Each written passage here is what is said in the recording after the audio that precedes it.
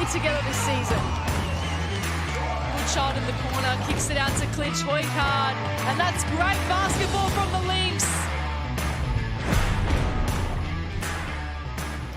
We enter the final 4 weeks of the Cygnett WNBL season with one of the most important games of the entire campaign as two contenders go head-to-head for a place in the top 4. The Melbourne Boomers have been completely unpredictable this season. They've performed the highly unusual feat of beating every other team in the league while also losing to every other team in the league. So their season series against the Lynx hinges on tonight. Perth had been a portrait of consistency, winning 19 of 26 from midway through last season. But since New Year's Eve, they've lost 5 of their last 6 to crash out of the top 4 for the first time this season. It's a pivotal game, not only for these two teams, but for the others around them. It's a round 13 boombox blockbuster. It's the Boomers and the Lynx on your home of hoops, ESPN. Good evening, everyone. Welcome to WNBL Wednesday. Thanks to Ford. Jason Bennett alongside 2014 WNBL champion Tessa Lavey. And Tessa, what an incredible game this one promises to be, because the season's been just full of twists and turns, and these two teams look to be locked for the finals. Suddenly, they're in a scramble to make it. Yeah, absolutely. I'm really looking forward to tonight's game, especially the competition between Canada, Goodchild. I think it's a really exciting matchup, and yeah, very exciting tonight. Let's take a look at the ladder, which seems to tighten by the week as we go through into round 13. Each team will play 21 games in total, and just when we thought it was 5 teams fighting over 4 spots, the race has expanded to 6 teams. The Spirit have won 3 of their last 4 to re-enter the fray. They're now just 1 game behind the Flames in 4th spot, and the race really on. The Boomers sit 3rd. They're 10 and 7, but they're at risk of tumbling out of the top 4. The Lynx with a golden opportunity tonight to turn their form around and fight their way back in at the expense of Melbourne. Well, round 13 of the Cygnett WNBL is Fighting Period Poverty Round, an important conversation starter as the league partners with national charities share the dignity to raise awareness about period poverty in Australia and normalise conversations around periods. It's an important cause that the WNBL is passionate about supporting. We'll have more on that coming up at halftime. As we welcome in the third member of our WNBL Wednesday team, Megan Huswaite is courtside. And Megsy, for the Boomers, it's been a season-long, drawn-out game of Where's Wally? What's the update? Good evening, Jace and Lavey. Unfortunately, Christy Wallace has been spotted on the bench again as she's yet to appear in this WNBL season so far. She had knee surgery after the WNBA season. I spoke to her today and she said she's in a rebuilding phase at the moment, and that is off the back of being in COVID protocols a few weeks ago. She's hoping to be back on court for the Boomers before finals. But what about this for a puzzle? Speaking of COVID protocols, Meg McKay is in there after her first game as a replacement player at the weekend for Penina Davidson, who's out for the next 6 weeks with a calf injury. So that is a puzzle in itself. And probably the biggest injury within this WNBL season has come from the Perth Lynx and their star import, Aerie McDonald. She catapulted Perth to an 8-3 start, but since injuring her knee on December 27, the Lynx have managed just 1 win from their 6 outings. She's due to return next week here in Melbourne against Southside, but if Perth can get a win tonight without their missing Lynx, it is going to hold them in good stead ahead of Aerie McDonald's return. Yeah, thanks, Megs. Ryan Petrick really built this team around an elite play-making point guard in Aerie, so when she's not there, Tessa, it's left a big hole in the middle of their system. They don't have another natural point guard, given Goodchild, Chipotone and Forster are more shooting or combo guards. What difference does that make? It makes a huge difference. I don't think people realise that traditional point guard is like an extension of the coach on the court, and they understand the tempo in the game and they can help change the tempo in the game. They can also understand what plays need to be run and where the mismatches are and where to take advantage of that. So I think having McDonald out, obviously it's made a massive impact, but getting her back in, Perth's going to be really looking forward to that. So in the meantime, Ryan Petrick's been trying to reshape the game plan a bit, require a bit less ball handling and playmaking, more cutting and passing and getting into the hands of the likes of Maley and Atwell. But to make a wholesale change like that in the middle of season is a lot harder than it sounds, right? Yeah, absolutely. It's really difficult. You know, there's not much time in between games, and most of the time you're actually spent looking forward and not trying to necessarily change your game style, because that's been instilled in pre-season. So they're going to be scouting the team that they're going to be playing coming up, and there's not going to be much time. So it's a credit to Perth. They've been super competitive. They just haven't been able to get over the line yet. Just got to hang in and wait for Airey to come back, as the Boomers had to do with Jordan Canada when she missed a few games with concussion. And we saw the same thing for them. They got really clunky on offense without their playmaking point guard. Yeah, they really missed Canada, and that showed on the loss sort of column there as well. But now she's back. Her leadership, super important. And as well, she's another extension of Chris out in the court. So it's very exciting to see her back in the league and playing again. And, yeah, I can't wait to watch her tonight go to work. And without Christy Wallace, that's generated opportunities for others. And Mon Conti stepped into that breach. She's playing her 100th game for the Boomers tonight. Debuted in 2016. She was the WNBL Rookie of the Year in that season. Also played 38 games for the Flyers before returning to the Boomers this season, having a career-best campaign and just highlighting the importance of getting opportunities and getting experience with the ball in your hands at key moments. Yeah, absolutely. I think it just shows the talent in our league is huge, and congratulations to Mon. I know she's going to be really excited about tonight. She's super competitive, but she's the ultimate professional, so I can't wait to see what she can do tonight in her 100th game for the Boomers. So it's the number one attack in the competition, the Lynx, up against the number one defence, the Boomers. The battle of the boards tests are going to be critical. Melbourne, the number one rebounding team at both ends. Perth last on the defensive boards. The Boomers will be hoping that generates second chance points for them. That rebound battle is going to be fantastic. Hillman and Froling versus Maley and Potter. Yeah, I'm really excited to watch that battle tonight. It's going to be massive. So Perth need to be really predictable on their offensive end. I think that's what they've been struggling with, and that's shown on their rebounding count. So need to be predictable so they can get in and rebound. But it's also very exciting tonight to see Hillman, Blitzarves, and they're going to have to block out Maley because we know she loves to get after a board. The start could prove critical. The Boomers, the lowest scoring first quarter team. The Lynx, the best first quarter and best first half team. Melbourne tend to come storming back in the second half. And there's the story of the season so far. The season series on the line tonight. Melbourne and Perth, they met in the grand final a couple of seasons ago. Both bowed out in the semis last season. This time around, they appeared near certainties to play finals all season long, but suddenly the race has tightened, and there's a possibility that one or maybe even both could miss. So their season series on the line tonight. Massive game, huge consequences. Round 13 at the Boombox on ESPN's WNBL Wednesday, thanks to Ford. Perth have first possession. Atwell has it stripped, and away comes Hillman to Canada. Will go herself and come up with the opening points.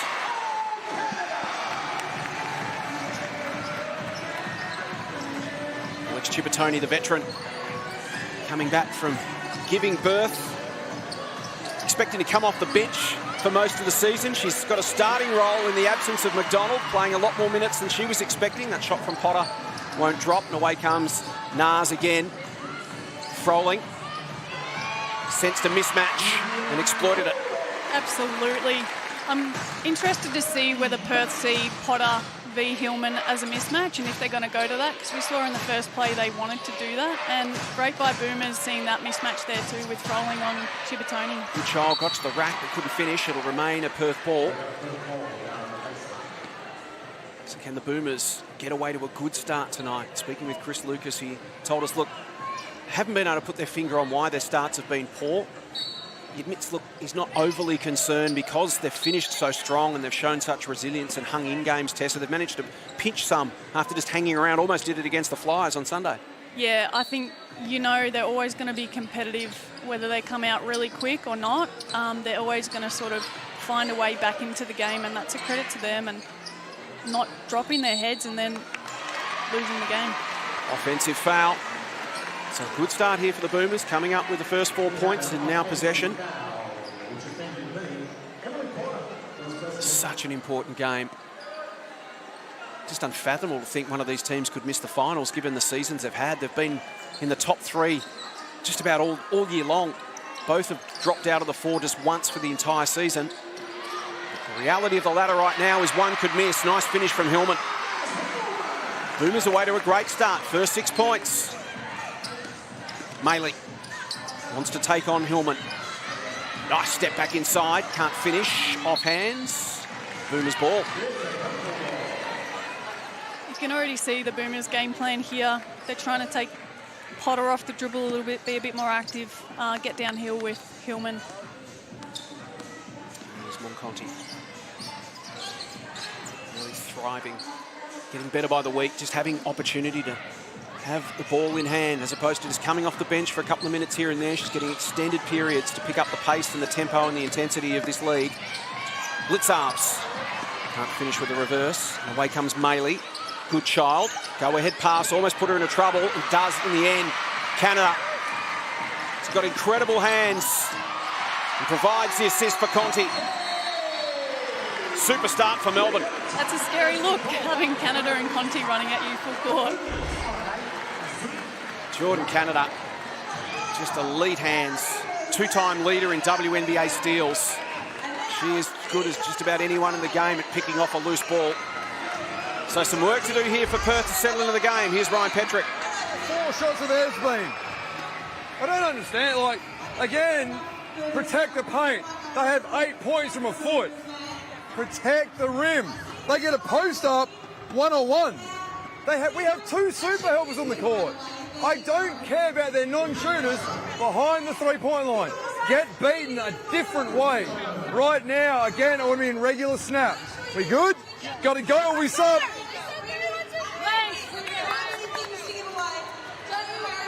So what Ryan, I guess, is mentioning there, he really wants to focus on packing in the paint. The Boomers have obviously got their shots really close to the basket, and he's like, make them shoot a three-pointer, get it outside the paint, and then he's also tried to fire them up at the same time, so they're lacking a bit of energy, and he's called a play on the offensive end, so we'll see what happens out of this timeout. One thing he did mention to us in the lead up to this game is that he has been a little bit frustrated with their effort at times. It's been a little bit patchy, and at times they just haven't been switched on, and you could just sense that frustration in his voice there as we head to Megs.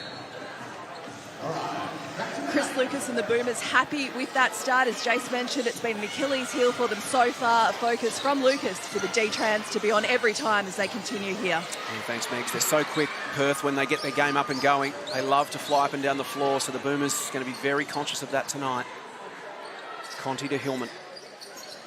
Wants to put it on the floor against Potter. It's going to be a fascinating battle, that one. 2 very different type players. Conti against Goodchild. Uses Blitzarves. Would love one to drop early. That's what she needs. It's been a tough year for Sarah Blitzarves. It has, and that's going to really help her this game. As soon as she hits one, it's a scary game going forward. She's 2 for 12 from three-point range in her last 3 games. So that's going to help. And Chippertoni comes up with the opening points for Perth after Melbourne start with 11. We'd love to see some defensive intensity from Perth here. I think that's what Ryan mentioned as well, just lacking some intensity. Can they get some stops? So Sarah Blitzarves, an opportunity, 2 opportunities in fact, to win the game on the buzzer against the Flyers. Let a couple of three-point shots rip and they both rattled around and didn't drop. Good start for here tonight. Makes that first shot and then draws a foul on Atwell. In fact, gives a foul away on Atwell. Just trying to clear space with the forearm. Chippertoni to Maley to Goodchild. Back to Chibber. Inside to Potter. Too long in the key. And there's Emily just saying, hey, I'm there, I've got position, get it into me. Yeah, the recognition was just a bit too slow at that stage. She did a great seal, worked really hard to keep that seal. And then Sarah made a good point of pointing it out to the referees of how long she was in the key. She'd like the mismatch, wouldn't she, against someone the size of Blitzarves to take her on in the post. Emily would fancy her chances. Here's Canada. Maley comes away with the board. And there's Conti with those slick hands. Conti and Canada. They are a handful, Tessa. They absolutely are. And Mon Conti, when she sees the ball, she's going to go for it. It's like on the footy field. She'll just put her head over it and go for it. See ball, get ball, Mon Conti style. There is Potter rolling to the rack. Can't finish, and away comes Conti again. Right start here for Melbourne. Perth just looking to stabilise the situation. Blitzarves. All oxygen that time. Maley, Atwell. Goodchild. Jacks up a big 3. Rattles around and won't drop.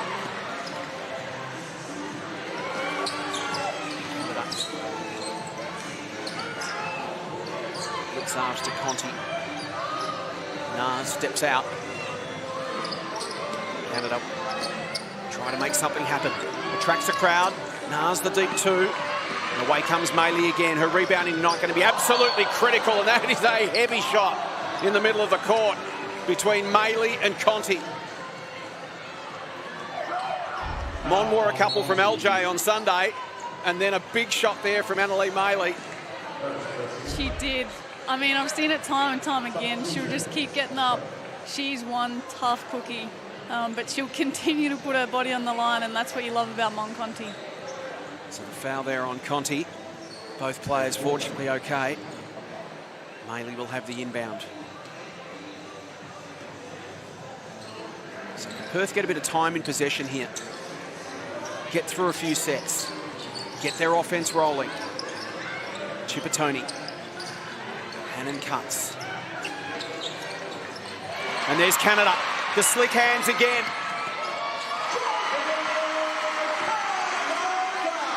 Melbourne's defensive intensity exactly where Chris Lucas wants it to be. And they lead by 13 midway through the opening quarter. Chipatoni, she's being harassed by Blitzarves. To the corner, Atwell. Waved away. Stepped on the baseline, did she? Yeah, I think that was the call. I love what Boomers are doing here. They're being really specific with their offenses. I'd just like to see Perth be a bit more aggressive. They seem to just be passing the ball around, but someone needs to get their feet in the key, create a shot that way. Hillman to Blitzarves. Froling. Back inside to Sarah. And the foul on Atwell.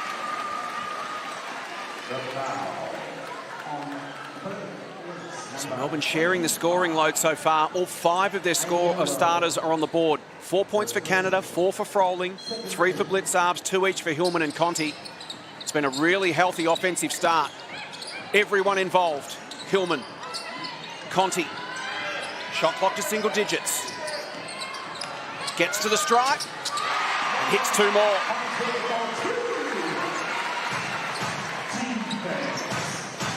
Scintillating start from Melbourne in a critical game.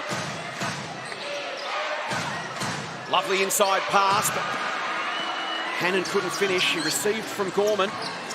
Perth just a step off right now. Conti off the iron. Hannon scraps for it. Steps out. Ball still alive. Froling. Hillman. Canada. Back to Nas. Through to Froling. And Melbourne are sizzling. They really are. That ball movement. Keeley staying on the play too, not letting it go out of bounds. What a start for a team that's the worst first quarter team in the competition this season.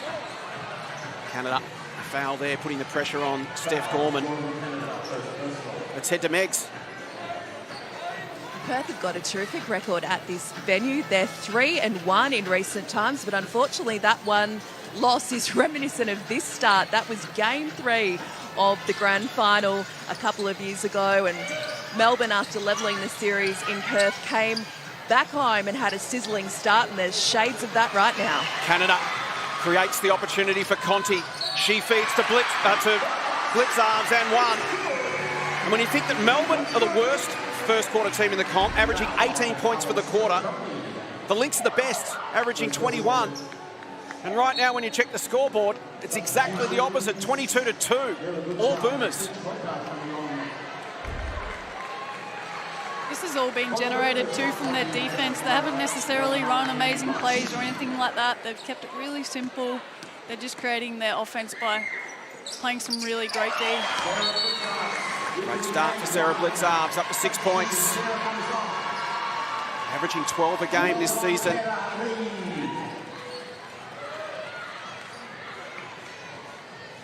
Not only the Boomers scoring, but they're sharing it around. Everybody's getting a taste right now. Everyone's getting some confidence. What can Perth do here to steady things down? Gorman wants to work on Reed. That won't go. Froling comes up with it. Good pressure here from Gorman. Amy Rocci into the game. Canada. It's got isolation on Forster. Through Froling. Reed takes on the D. Well done, Clinch Hoycard comes up with it. Off to Maley. Much needed stop for Perth. And they turn it into points. Well done, Mac. She saw the opportunity of the lane being open. Draws a foul. You're watching the tempo right now, and it's quite fast, up and down. So if I were the Lynx, I'd try and slow it down a bit, control the tempo, get some really good offense, maybe some longer offenses, because at the moment they're sort of 1-2 pass and then creating a shot. So slow it down, try and get it through hands, and then that way Boomers won't be able to transition up the other end really easy. Yeah, it's a total flip of the script of what you'd expect. It's normally Perth that are looking to ramp up the pace and go at maximum speed, and it'll be the Boomers trying to slow things down. But with this start, it needs to change. Absolutely, yeah. Froling. Conti, lovely step, gets past Maley. Expansive pass. Rochi to the corner for Reed. Not quite. Tara comes up with it again. Finishes her own work. 25 points in the term for Melbourne with 2.5 to play. Maley. Not quite. 1 for 10 now, the Lynx. Conti, inside, well done. Good defensive effort from Maley, can't hang on to it. Hillman gets the good position and she'll get an and one. Coming into tonight, Tessa, we mentioned the Boomers have beaten every team in the comp. They've lost to every team in the comp. They could do anything this year from win the championship to miss the finals, because when they're on, they're unbelievable. Absolutely, and I was just going to say that if, like Melbourne, I expect them to be in finals, and if they're playing like this, that's a scary sight, and it's really exciting for them as a team moving forward. Consistency is their challenge, but tonight so far, they have exploded out of the blocks. One of the best quarters we've seen this season from any team. They lead the Lynx by 24 with 2 minutes to play. Goodchild, can she get something going? Yes, she can. Perth will stick at it. They'll keep working. They've now just got to settle into the game, start to grind their way back. They are a great three-point shooting team, so points can come quickly. Conti, well done, Forster. Here's Mon, another opportunity. Rattles around and up comes Goodchild. Having a great season is Miller. Maley against Froling. Off to Goodchild. There's that 3-ball. Front iron. Rochi comes in. Nicely done by Gorman. Slaps it to Goodchild. Forster. Ripped away again. Another steal for the Boomers. 6 for the term now for Melbourne. Rochi. Froling. Conti. 75 seconds left in the term. Hillman. Whistle goes. It's a 21-point margin with just over a minute to play. Really like that from the Boomers. They're really patient. They move the ball from side to side. And then they got an on-ball. Froling had a little mismatch on the inside with Maley, and then got it in there and put the pressure on the referees to make a call, and they did. So for Perth now, you're in this situation, you're a bit shell-shocked. The team's just come out and beaten you up in the opening term. How do you stabilise the situation, get your feet underneath? Yeah, so I think with Perth, it's really important not to think that they need to make the score back really quickly. They need to focus on the tempo of the game, just focusing on defence, getting some stops, help the D create their O, but don't play at a really quick tempo. And there's plenty of time left in the game. Understand that. Don't be in a rush. Goodchild. Big job to do tonight. Weaves her way through, goes to Potter. Knocked away by Hillman, will remain a Perth ball. Potter, it feels like she's got a big role to play as well. The Lynx to get back into this game. Biggest player on the court tonight. She's got a real physical presence. They just need to find her. Here she is. She'll work inside on Hillman. That's what they need from Emily Potter. Give her the opportunities to work on her opponent. She'll come up with the points. Canada loses the handle. Away comes Goodchild. Good minute here for Perth. Miller will go against Hillman. Can't finish. And Blitzarves comes up with the board. It's got Reed to one side, Canada the other. Hillman up the middle. Could have almost gone herself, Nars. She backs out and dishes to Reed. Hillman, they work it to the outside. Rochi. Hillman comes up with it and then loses the handle. So last shot of the quarter. Opportunity here for the Lynx with the shot clock and the game clock virtually synced. I really like that from Nars. Like you said, she could have had the shot herself, but she recognised that they can get a better shot. So they got it around and Amy Rochi just missed out on that 3. So Goodchild will set up for the final play of the term. come up with some points here, and they've at least eaten back into the deficit, which at one point sat at 24. It's at 21 right now. Can't come up with those points, though. And it might even go the other way. Canada from midcourt, from the arc. Jordan sets, shoots. Oh, yes! Brilliant from Jordan, Canada. Reminiscent of Christy Wallace's buzzer beater from the same spot last season. And that caps a scintillating quarter from Melbourne. It's the Boomers 33, the Lynx 9. It's ESPN's WNBL Wednesday, thanks to Ford.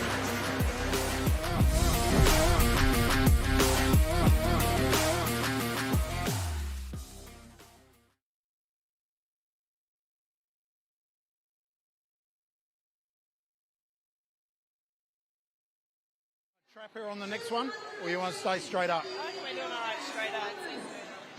A loop red. Try and force a switch on the pick and roll. Yeah.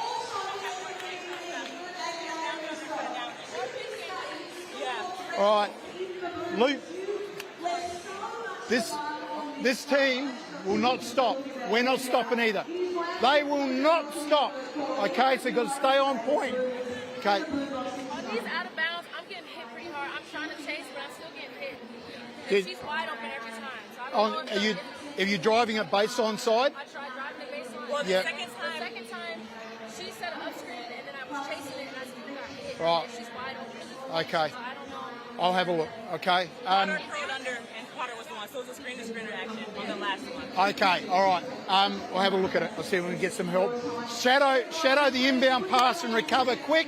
Give us some help on that. Okay. Loop red. So you're the screener. Get it close to the split line. If you get the switch, you've got the dive. Okay. I need you two guys in particular to rebound the crap out of the ball. Need to talk to the guards. You good with the double drags? All right. Okay. We've got to contain Miller. Hey. Snap. All right. Really help that much on the baseline because then Miller's. Yeah, I know. That's what I was worried about. The Sydney clip. Hey, listen. Hey, next pick and roll with Atwell is a blitz. 1. Okay, here we go.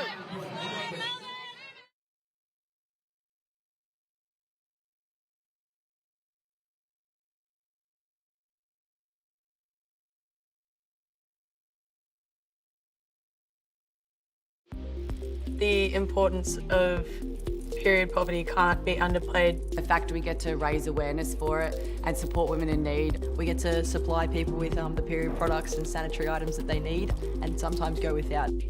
Share the Dignity do a great job of trying to make that accessible for all females.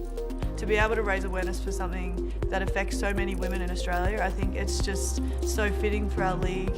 Fighting period poverty is sponsored by Foodie. You can help by purchasing your bloody good socks today. Round 13 of the Cygnett WNBL Fighting Period Poverty Round will be joined at halftime by Rochelle Courtney from Share the Dignity to discuss its significance. It is quarter time at the Boombox, and Melbourne have exploded 33-9 at the first break. Megan Husway. When Amy Atwell goes off, it's usually from the three-point line at quarter time. It was at the Perth huddle. She said, this is embarrassing. Do we want to be in this game? Do we want to be in the finals or not? And it was Captain Annalie Mailou who threw down the gauntlet to her teammates to get this margin back to 10 points at halftime. Thanks, Megs. We had a chance to listen in to Chris Lucas's quarter-time address. Tessa, what did you make of it? Yeah, we did. And I loved his address. He just spoke about do not stop pretty much the whole time. Do not stop because Perth will not stop coming. So I think that's their focus. And they also focused on defence. The first on ball that Atwell gets in, they're going to blitz it, which I assume is going to be a trap. So we'll see what happens. Gorman gets to the rack, can't finish. They're a proud team, Perth, and they are full of grit. So they will definitely keep coming with so much to play for in this game. And as Tessie mentioned, there's 3 quarters to pull back 24 points. If they can get it to just a reasonable margin, they get to eat into it each quarter. It doesn't have to be all in one bite. Yeah, I think that's really important because, you know, if they try and claw back 24 points in a quarter, it could go the total opposite direction and Melbourne could end up being out by 30 or 40. So they have to be really careful. 5-10 points at a time, just eat away at it. Plenty of time in the game. Steph Gorman, 5 for 6 now this season from the stripe. Gets a couple back for the Lynx, margin 22. Rochi. Difficult one for Reid. Good hands to Canada. Blitzarves. Rochi inside, Froling back out. Canada, they work it around to Reid in the corner, who's been hot from three this year. She draws a foul. To Reid. Really, really good. 45% from the three-point range this season. Elite in this league. Just come in and plays her role off the bench.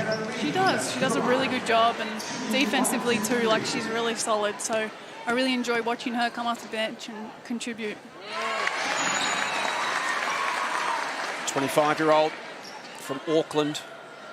Childhood friends with Penina Davidson since they were 9 years old. It's the reason she came to the Boomers, had multiple offers from different WNBL clubs after impressing at the Asia Cup last year. Really enjoying her time at Melbourne. And now an important support for Penina as she battles her way back from that nasty calf injury.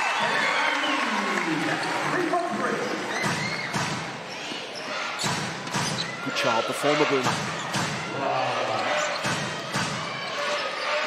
Harassed by Rochi. Mila gets to the rack, does well. And we speak about Mon Conti blossoming with opportunities for the Boomers. Well, exactly the same can be said for Mila Goodchild at Perth. Yeah, definitely. She did a really good job there. The screen was set really high, but she was still super aggressive coming off it. And yeah, Amy struggled to sort of get back in front, and she got a foul as well. So it just shows that the depth in our league is incredible, and when you get the opportunity, she was ready. A couple of seasons as a development player at the Fire before heading to Duke for a great college career. Blitzarves manages to hang on to it. And a year with the Boomers, and now Mila Goodchild, an important part of the puzzle in Perth. Canada for three. I like what Perth are doing here. They're going back like a three-quarter court trap to slow the Boomers down in transition, but they're also going back into a zone after that as well. So Boomers have to now navigate that. A couple of changes for the Boomers as Conti and Hillman check back in for Reid and Rochi. Melbourne baseline ball. It'll be Froling with the inbound. Conti waits in the corner. Canada. Back to Froling. Away comes Maley. Fifth rebound for Annalee. Morell in the game. Here's Atwell. Need to get Amy involved. He's had a super year. Here's Goodchild again. Mila putting the team on her back right now. Margin back to 19.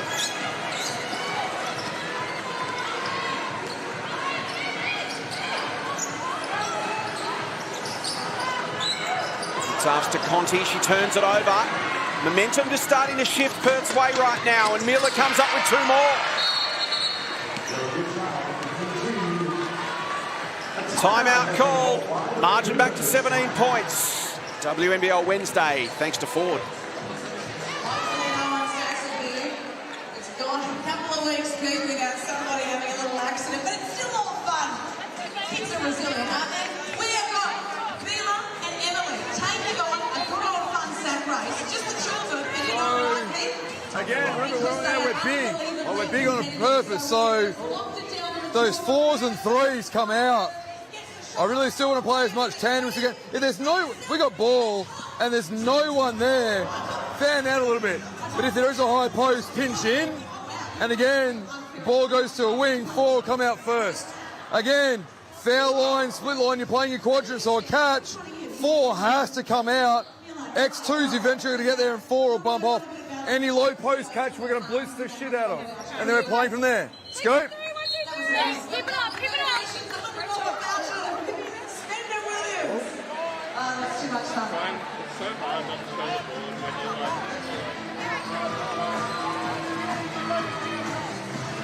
ESPN's WNBL Wednesday, thanks to Ford. It was Melbourne by 24 points at quarter time as we head to Megs. Well, it was Christy Harrow, a Melbourne assistant coach, who led that timeout, and she drew up the plan of attack they had for Mila Goodchild, which they went through at practice yesterday, and the message was follow the scout. Goodchild now up to a game-high 11 points. She has 11 of Perth Lynx' 19 points. They've come out and started the second term as Chris Lucas feared they might. They've scored 10 points to 3 to reduce the margin back to 17. Here's Conti. Boomers need some points to regain some momentum here, not this time. And away comes Morell. Off to Atwell. It's been a great response so far from Perth. Can Amy start to get involved? Off hands, away comes Conti. Hits it at speed. Has Hillman, feeds it through. Nice work. Tessa, you were in Ryan Petrick's timeout. What did you make of it? I was, and he was just speaking about their zone spacing and their rotation. So I think we're going to see Perth stay in that zone. But the thing that Melbourne can do to combat that is box out down the other end and actually beat it in transition, which is exactly what we saw with Mon Conti there. It's a foul called. Just feel Perth starting to get into the game now. Their pride's been pricked. We heard at quarter time from Megs that the players themselves were furious with their opening term and determined to turn it around, and so far they have.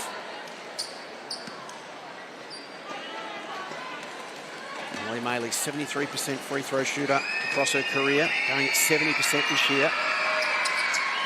That's the second. Themselves an 18-point game.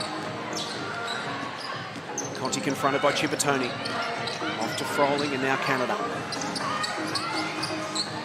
Back to Conti to the corner. Blitzarves. Heavy. And away comes Maley. Perth now starting to find a bit of rhythm. Just can't quite get the shots to drop. Front iron for Goodchild, and here again is the speed of Conti in transition, Tessa. That's exactly how you beat a zone. Get the ball down the floor before they can even set up. Joined tonight by Tessa Levy with Megan Huswaite courtside. Great to have you with us, ESPN's WNBL Wednesday. Thanks to Ford. Critical game, this one. These two teams fighting over a spot in the top four. Hillman knocks it away from Potter. Well done, Morrell. Stuck to it and comes up with two.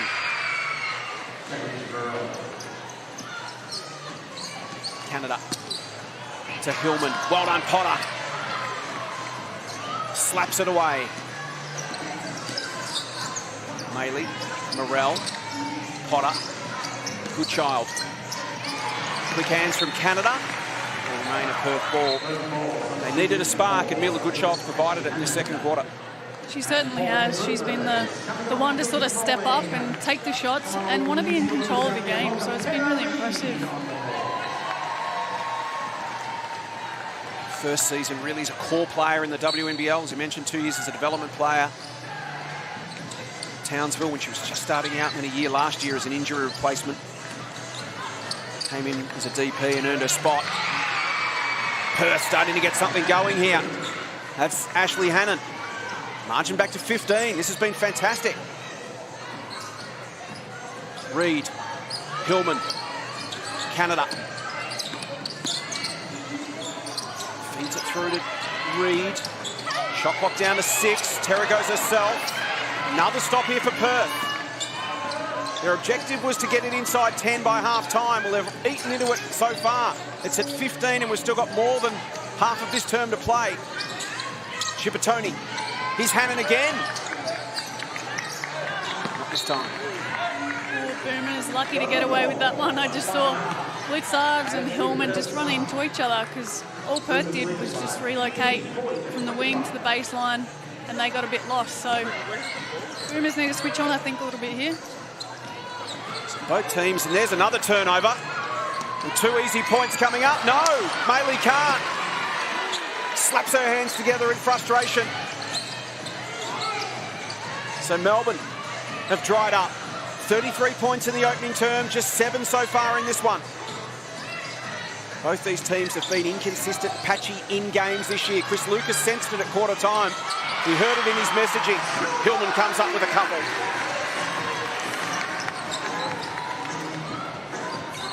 Child against Conti. He tries to strip it away. Mila goes herself, full of confidence right now. Morrell puts it on the floor. Had the mismatch on Conti. Offensive foul.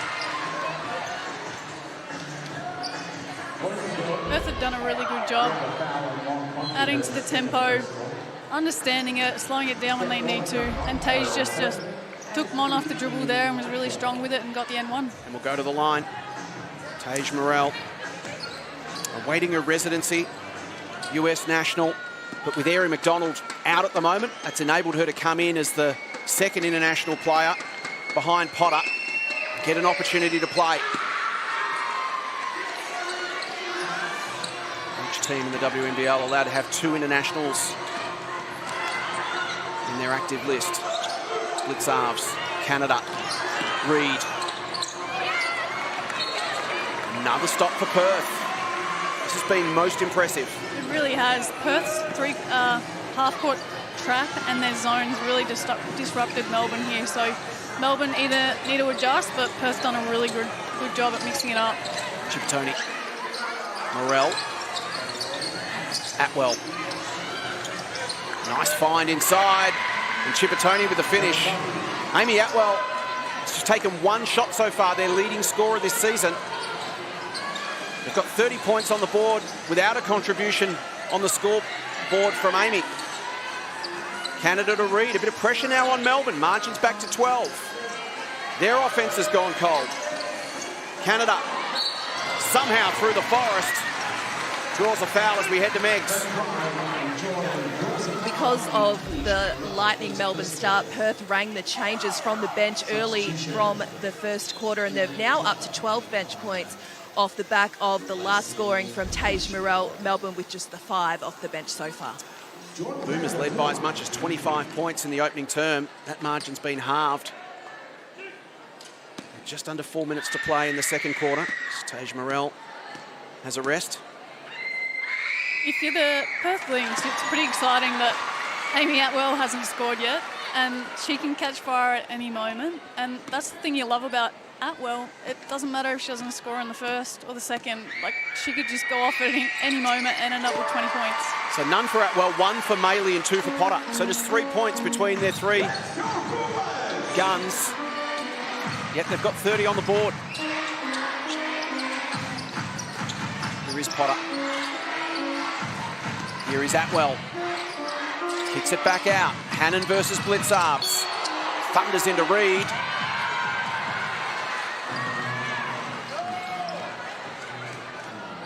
This has been really impressive from the Lynx.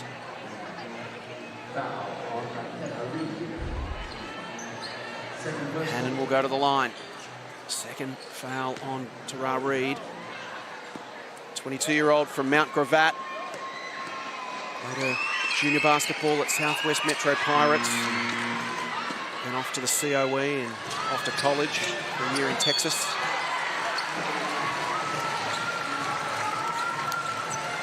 So from Chris Lucas and Christy Harrow's perspective now, Tessa, they're on fire in the opening term. They now need to try and get some momentum back. They're the ones needing to stabilise the situation. What would be your message? For me would be just staying with what they were doing really well, which was their defence. They got a bit lost here in the second, and their defence in the first quarter created their offence. So getting back to the basics, and also Perth's zone really disrupted them. So I'm sure Chris and Christy would have spoken about that in a timeout, just being more specific. Now it's Perth putting on the heat. Conti shot won't go. And almost comes up with a steal. Maley clutches on. Potter. Back to Annalee. Chiptoni waits. Receives. Back to Maley. Gets a screen from Potter. Can't find her on the pick and roll. Back out to Gorman. 4 seconds.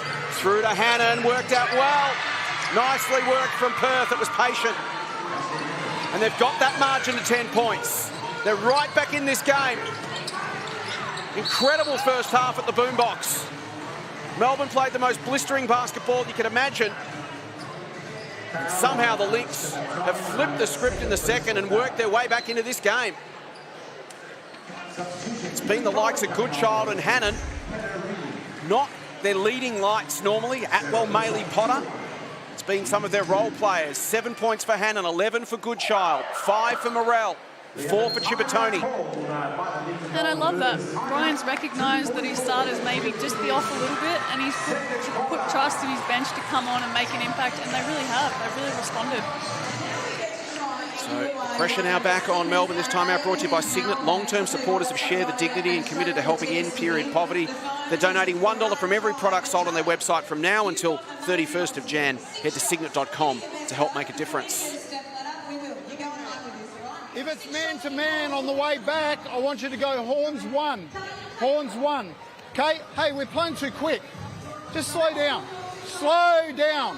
When we do the job at the other end, we're getting layups. Just be smart in what we're doing. Jordan's here. Naz is here. Sarah goes same side. Okay? You go opposite. All right, Keely's here. Okay? So we're going to hit Jordan if she's open. If their top lock is straight, we can backdoor that. If they're blowing that up, hit that. Okay, get dribble. If it's zone, okay, get high, low. High, low. All right, here we go. Here we go. Melbourne. Tessa Levy been talking about tempo. Chris Lucas mentioned it there. Yeah, he sure did. He's just spoke about controlling the tempo and they were playing way too fast. So I think we recognise that as well. But he also spoke about getting the job done defensively, and that's what they missed. That's exactly what they did in the first quarter, and they've been missing in this quarter. So hopefully that steps up. Megs was with the Lynx. I sure was, and they have reeled this margin back to 10 points, which was the goal of their captain, Adam Maley, at quarter time. But Ryan Petrick telling his players, don't forget to keep doing the simple things as we continue our charge here. Got themselves right back into the contest, and the pressure now on Melbourne. Arms makes the second. Argent sits at 11 with just over 2.5 to play in the first half. Goodchild has been a problem. Goes herself. Draws another foul. Her speed, she's so nimble, able to turn the corner sharply. It's caused the Melbourne defence some problems.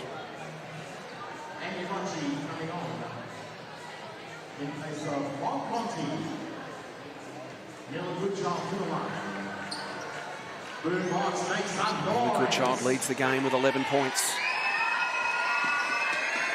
9 for Canada, 9 for Hillman, 9 for Froling.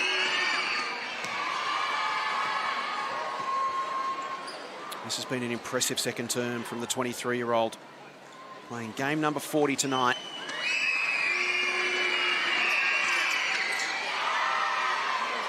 She was the spark that helped Perth get back into this game. It's a 9-point lead now for Melbourne. Rochi, Canada. Lovely feed through to Hillman.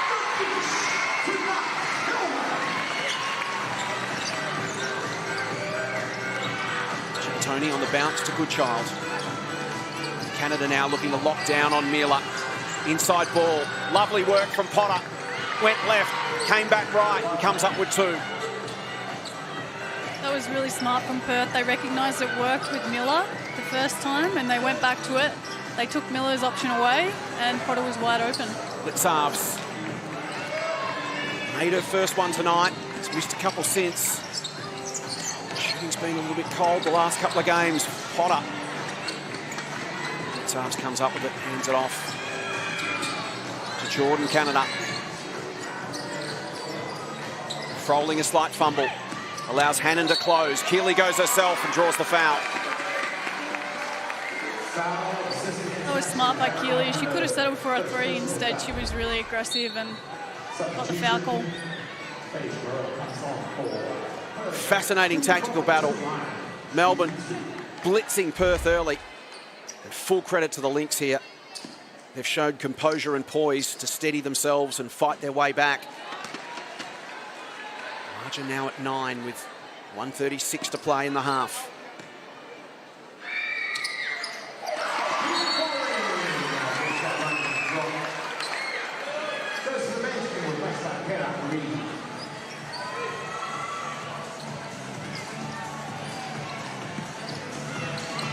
Tony.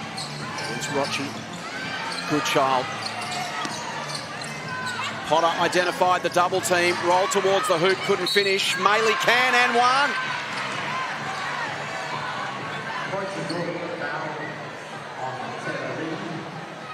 Perth are doing a great job. Just going back to the same play. It's worked 3 times in a row now. I think Chris and Christy will be a bit frustrated that the Boomers haven't been able to recognise that and stop it. Extraordinary first half of basketball. It was 33-9 Melbourne's way at quarter time. Since quarter time, it's been 31-15 in favour of Perth, and the margin sits at 8 points.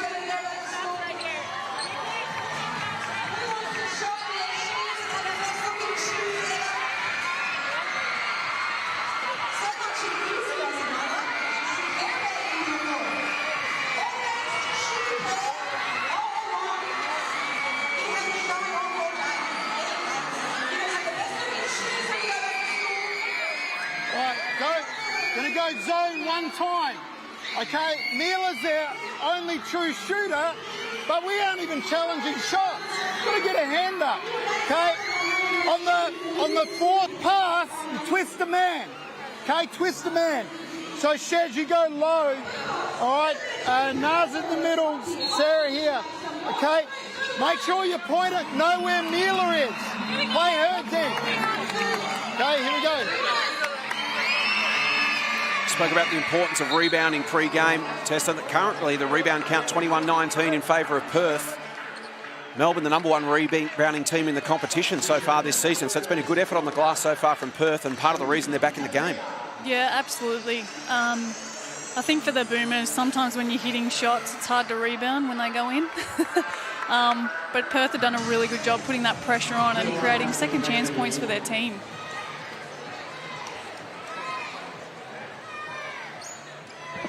Have you got those broomsticks ready? I want to hear them!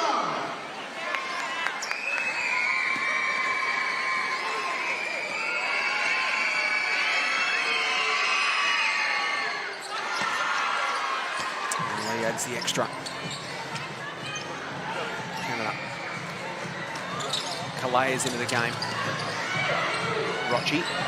Blitz arms. Back to Jordan. To the corner. Rochi nails it. Important basket for Melbourne. Marching back out to 10.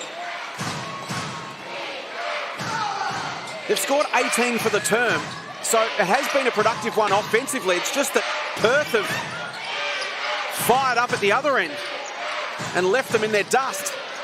The shot from Potter. So that in itself, 18 points from Melbourne. They'd normally be happy with that, but the fact that they've conceded 32 to the Lynx. Yeah, they wouldn't be happy with that. Not at all. They'd be about as disappointed as Ryan was with conceding 33 in the first quarter. It's just been an extraordinary game. I like the change up there from Chris. He just one time went zone and caught Perth off guard a little bit. It's after Kalea. To Hillman. Back to Cherie. Blitzarves loses the handle. Perth ball. It's been a frustrating night again for Sarah Blitzarves. Amy Atwell wants back in. Just the one shot for Amy tonight. One of the league's leading scorers, averaging 18 points a game. Yet to hit the score sheet. Yet her team's got 41. Thanks largely to Mila Goodchild, who's got a third of those almost. 13 points, she's lost it. Frustrating. Gives Melbourne effectively the last play of the term. 3-second gap differential between shot and game clock. Melbourne will look to run that right down and deny Perth a scoring opportunity back the other way. So it sits at 10. That was Perth's goal. Get it back to 10 by half-time. If they can get a stop here, they'll have achieved it. Ball in the hands of Jordan Canada. Chipotoni with the job. To Blitzarves, has to tap it on. Kalea from the corner. And a broken play for Melbourne. Doesn't come up with any points. Well, what an extraordinary game we have for you on ESPN's WNBL Wednesday. There's still 0.8 of a second left. As the referees confer.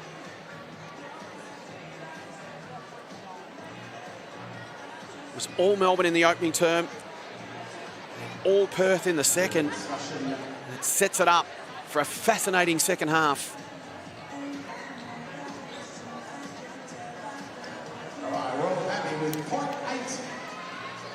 So there will be 0.8 left on the clock.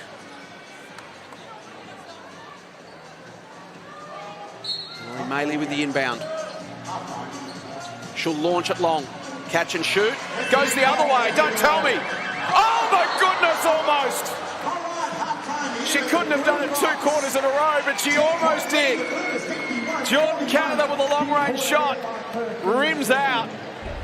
And at half-time, we've got ourselves a ball game. It was Melbourne by 24 points at quarter time. The Lynx came back in the second term, scoring 32-18.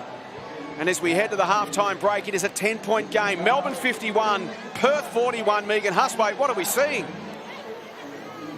Well, Annalee Maley is the captain of the Perth Lynx. She said at quarter time, let's get this back to 10 at the main break. In Perth's words, how did you do it? Well, to start off with, how shocking did we start, eh? The Boomers shot the lights out, they were great. But to get it, it's one possession at a time. They were out hustling us on every single play. RD trans, shocking, terrible. So we focused on RD trans, we focused on getting through our offense and what our identity is, getting boards and pushing and running. It helps when Mila Goodchild does Mila Goodchild things, but everything 1 through 10 of us came out there. People who haven't played minutes in ages and gave it everything. How good was Ash Hannon? Far out. How good is this interview with Annalee Maley? Mila Goodchild doing Mila things. Amy Atwell, joint leading scorer in the league. She hasn't scored yet. That's a huge plus going into this second half. For sure, but Amy does so much more than just score, you know? Like, she has games where she goes off, for sure, but just her being out there on the floor opens up the space for the rest of us. Like, obviously we want her on the scoreboard, but she's so much more than just a scorer, so whatever she's doing out there, we just want her to keep doing it as hard as she can. Thank you for sharing your insights, Annalee. Get in there. We'll see you in the second half. Fired up Annalee Maley, and why not? Their season's on the line here.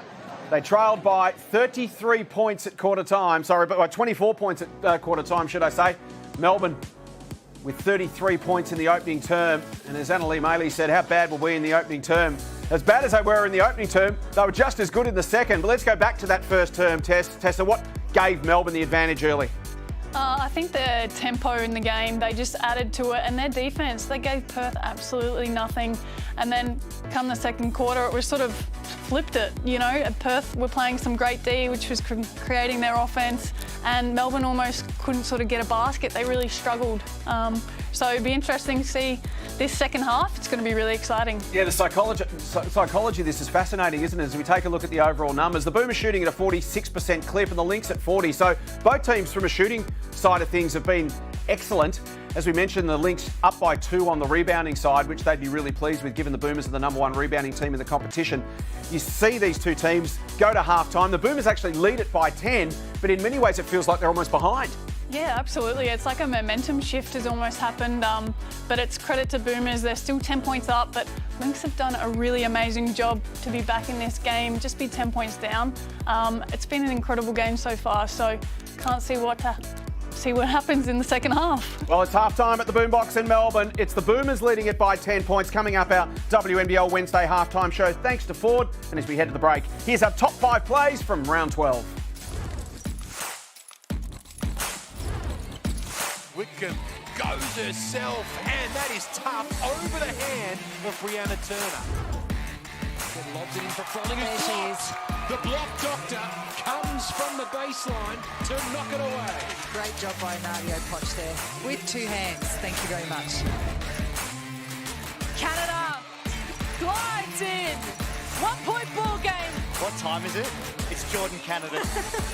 Ding, ding, ding. Crocker for Ali Wilson. And hits the points. And she'll go to the line for an extra.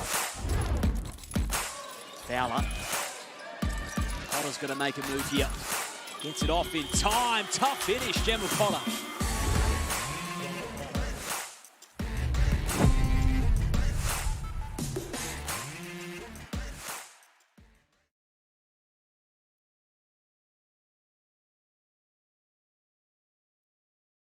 Cutting in and out, yes, mate. Was getting all crackly late in the... How's your framing like that? All right, good.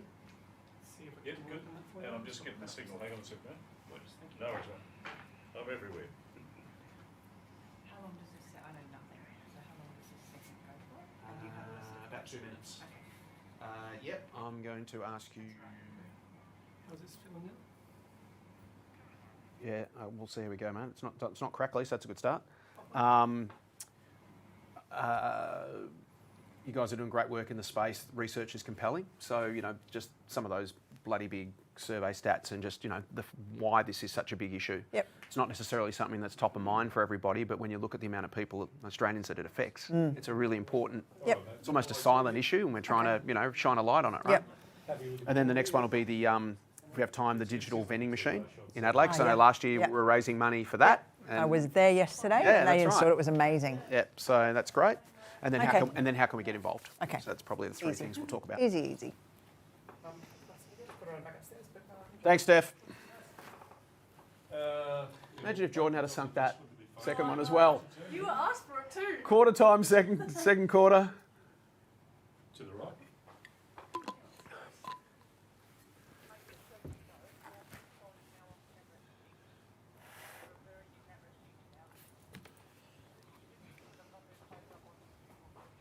How does that feel better?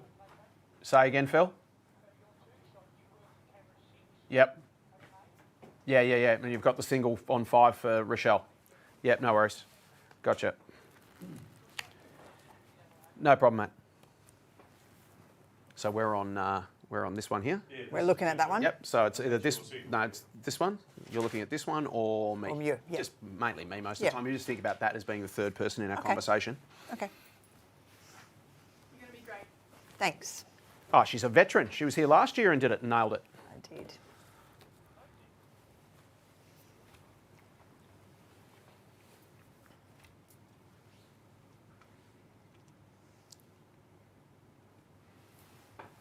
So Megs is good to go with Sharon. You'll let me know. They're already, yep, good.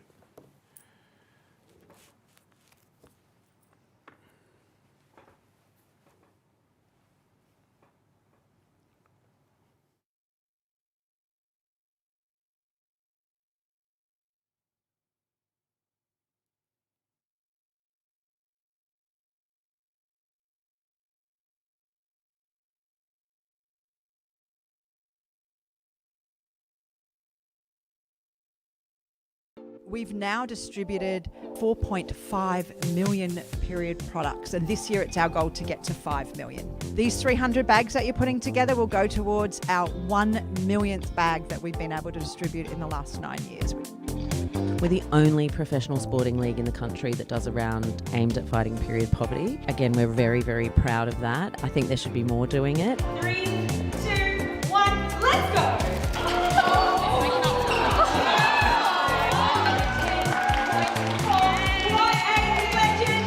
I think it's very important overall just to help those who are in need and who really need help and who really need these items. Just to be able to pack some bags and, make sure other people still have the opportunity to have their dignity and continue about their day. I just think it's great and glad to be a part of it.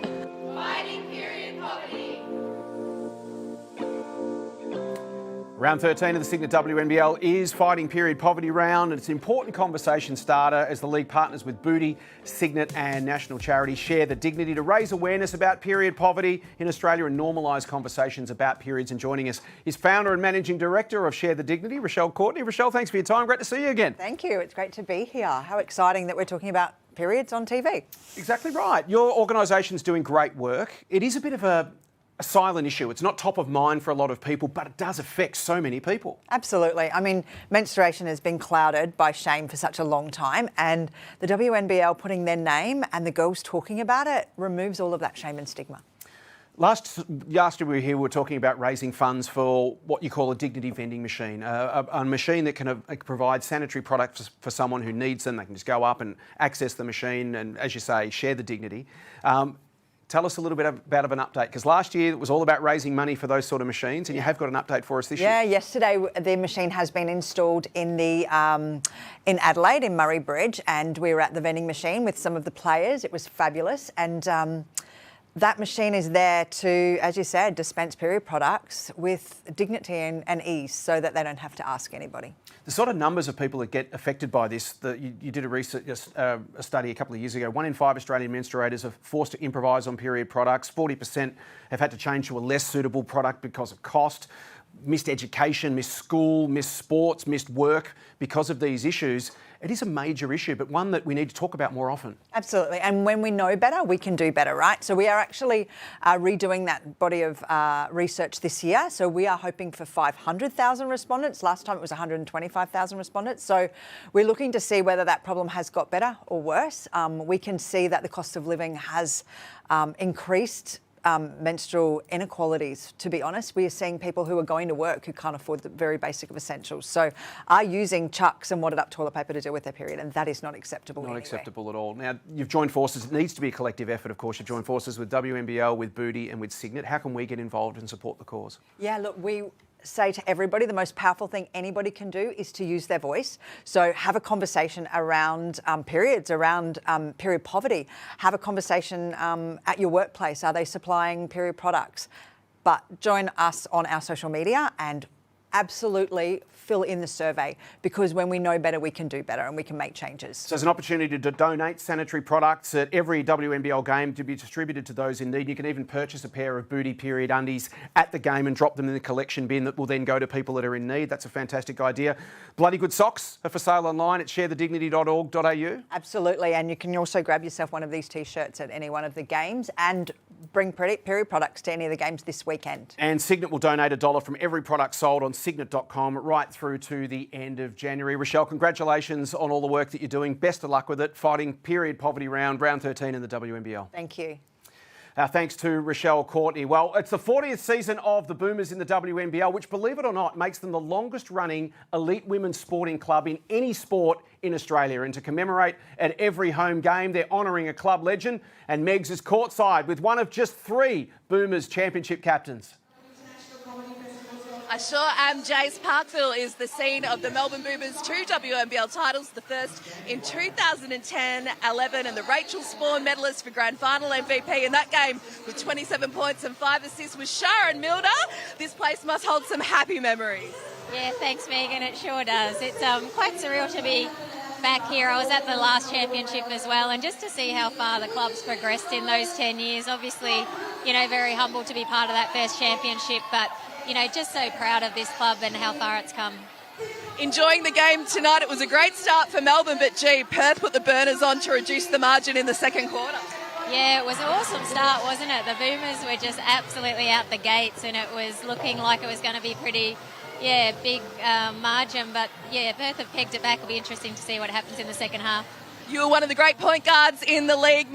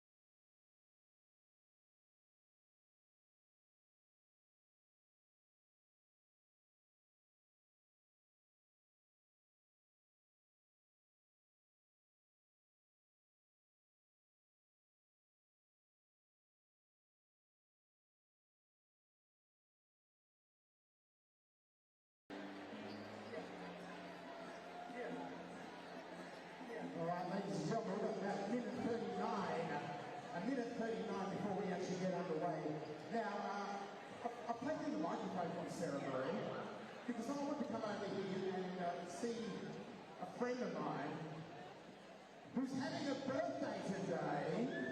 It is Naz's mum, Nashima. Ladies and gentlemen, let's wish her a happy birthday. Let's wish her a happy birthday. Hope you're having a wonderful time, and let's hope the Boomers can get that big for your big birthday. Hope you've got a wonderful time in Australia. Going back tomorrow, Friday. Wish you all the best. Lovely to meet you. Ladies and gentlemen, Naz's mum, Nashima. I thought you were about to start singing happy birthday. Then will be the first time that you jumped on the mic at Boomers game.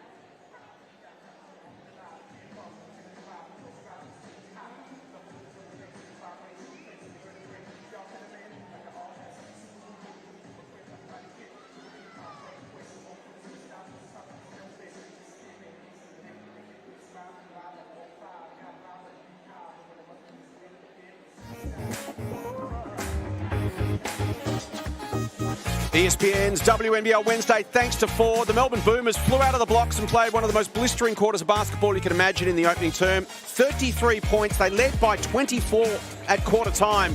And then full credit to the Lynx, who turned it around in the second term and have got the margin back to just 10 at the half. Jason Bennett alongside Tessa Levy with Megan Huswaite courtside. And Tessa, the psychology of this is fascinating. The Boomers on one hand have put on 51 points on the Lynx and lead them by 10 at the half. If you'd have offered them that at the start of the night, they'd have taken it in a heartbeat. Yet they walked off the court a bit flat and disappointed. Yeah, you would definitely take that in a heartbeat. And you're right, they looked a bit flat walking off, but they got to remember they're still 10 points up, there's still a half to go, and they played some really great basketball. Fascinating third term from the Boombox in a game that's so critical. Both these teams fighting for a spot in the finals. Maley to Potter against Hillman. Emily goes, can't finish. Atwell rips down the board, she can't finish. Third look from Morrell is good. Margin back to 8. Who can grab the momentum early in this third term? It's been a game of massive swings. Canada to Blitzarves. Hillman back to Jordan. To the corner, Blitzarves. Conti. Car Park Conti!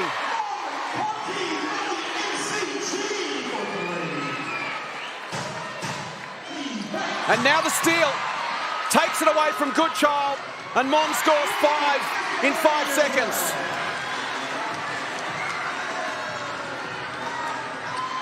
Back to 13, just like that, from 8 points to 13. Goodchild goes the other way, can't score. Morrell pulls down another big board. Potter, Atwell gets another look. Goes to the rack herself, and Amy Atwell's on the board. First points of the night for one of the league's leading scorers. The start of this half has been hot, hot, hot.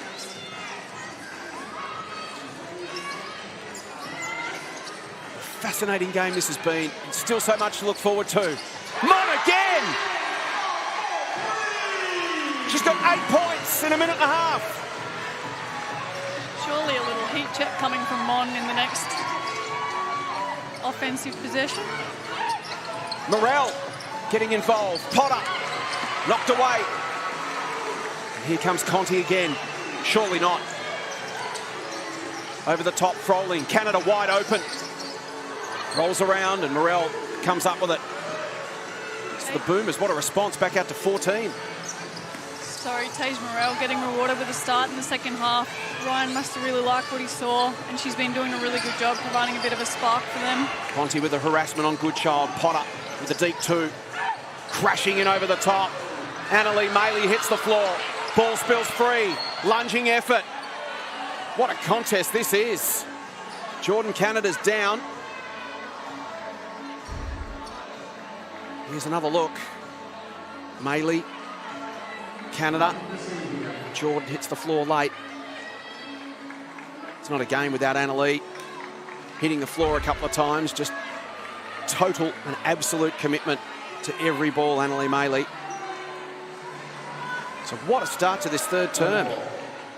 Yeah, it's been very high energy and both teams have just matched it. They're going head to head right now. Chance to catch their breath a little. Potter. Goodchild against Conti. What a battle that's become. Annalee Maley looking for an option. Canada picks it off. Just needs to pick it up. Can she finish? She can, and one.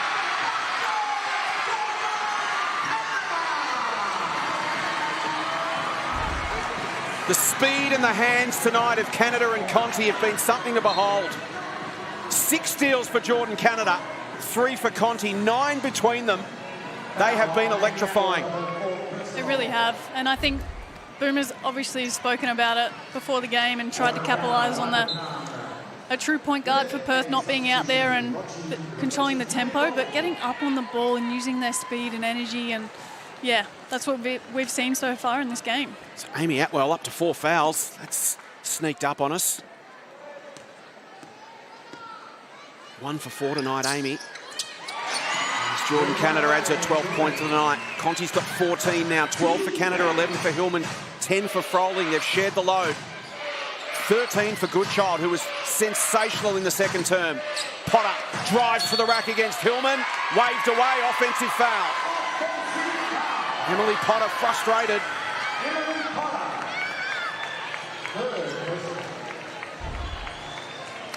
Here's another look. Tessa, your thoughts? Yeah, that's a tough call. Could have gone either way, but Hillman, I think she deserved to be rewarded there because she helped the guard that was getting over the screen, that got stuck a little bit, but then was also able to recover and get back in front of Potter and draw a foul. Emily furious at that call.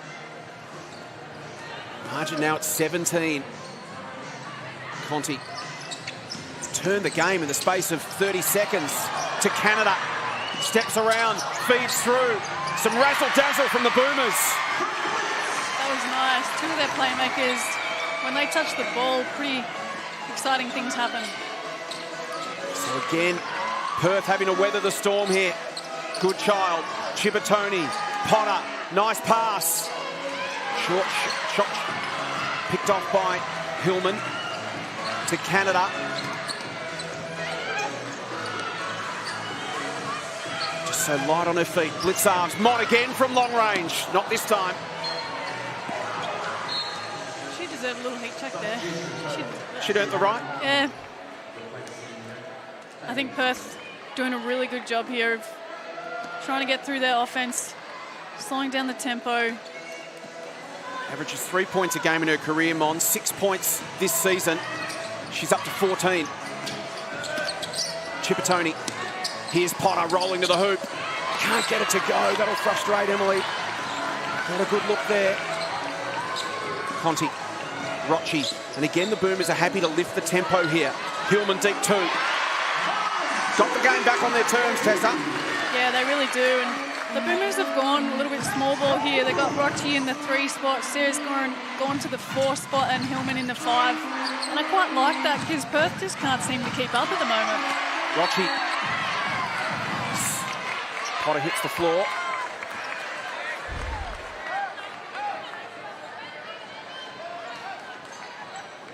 It's been a frustrating night for Emily Potter. She's gone 2 for 10 from the field, Megs, and now four fouls. Megan Huswaite. Come back to Megs in a moment. So Atwell and Potter both on 4 now for Perth. So clinch Hoycard into the game. Blitzarves. They're switching it up here with a zone. Conti for another 3. Not this time, but they get it back through Blitzarves to Rocci. Pops it over the top to Blitzarves. Canada on the floor past Chippertoni. Goes to self. Wow. That was nice.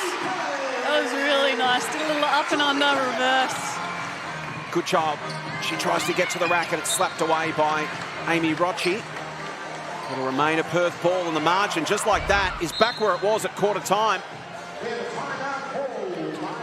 Classy finish from Jordan Canada. The Boomers back in control. They lead it by 23. ESPN's WNBL Wednesday, thanks to Ford.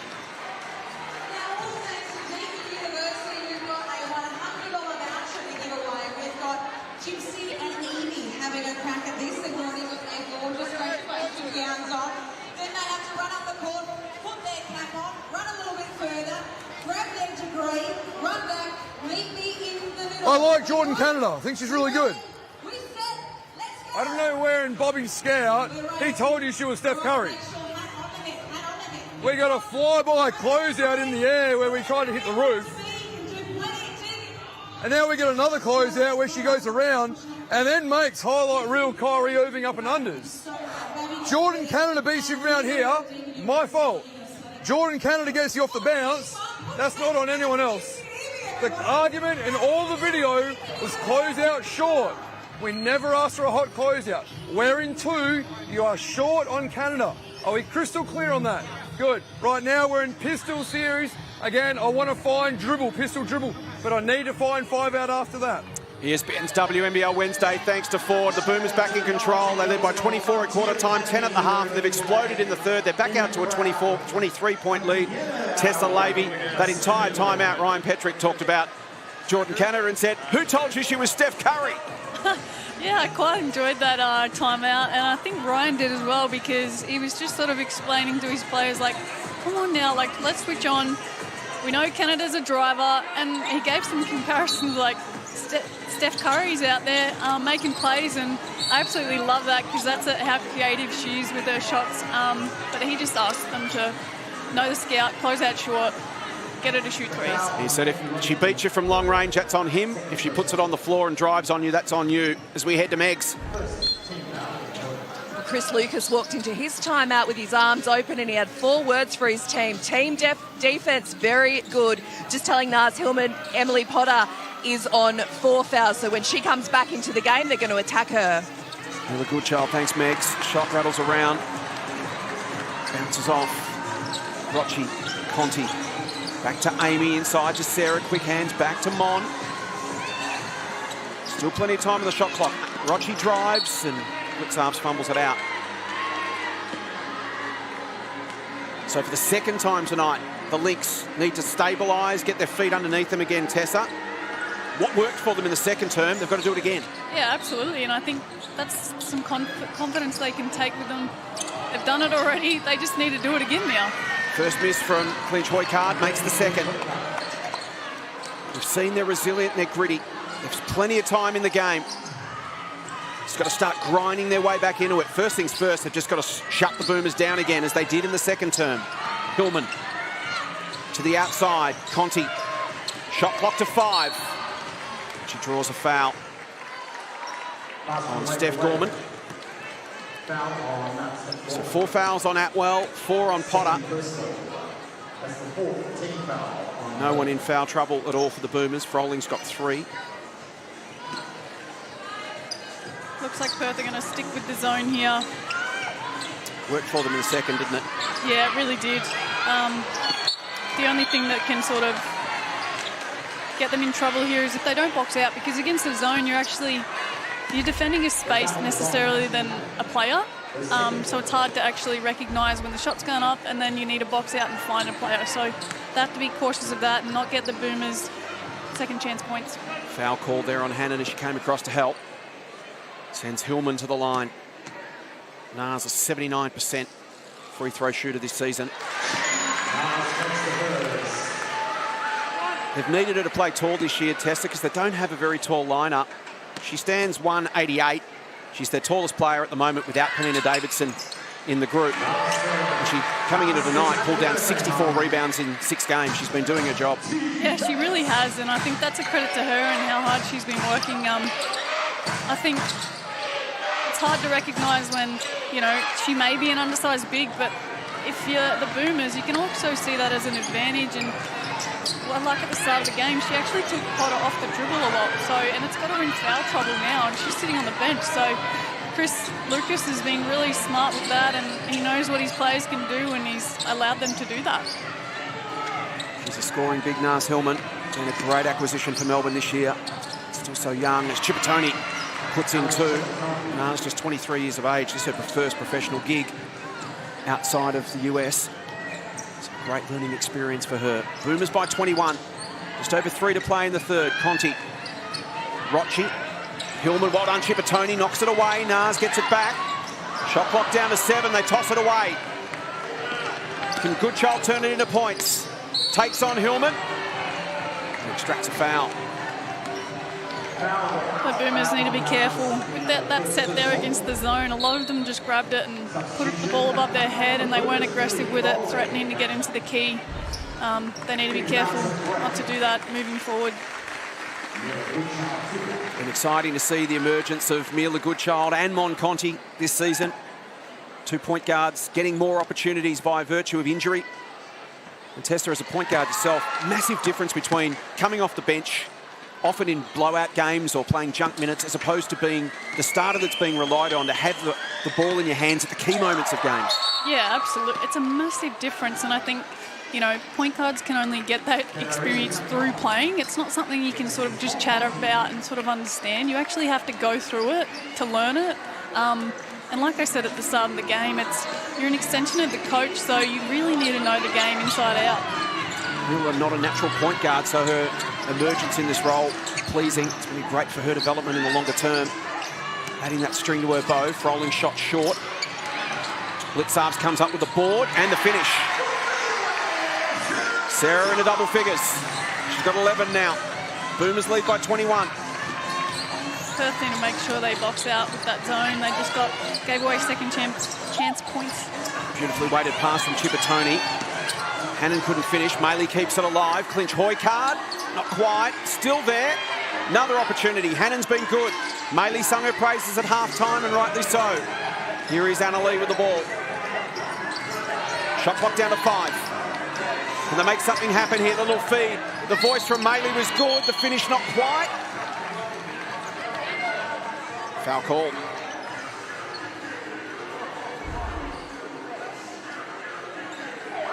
Nice little shovel pass there. Gorman to Maley. Annalee providing the voice. She came flashing past and Steph found her. As Hannon takes a seat. Been good tonight, Ash Hannon. Came in a difficult situation and was part of that rotation that changed the tide. Yeah, Ryan gave Hannon the opportunity to come in and provide a spark, and she did just that. So it was really, really cool to see coming off the bench. Maley up to 5 points now, averaging 14 a game this season.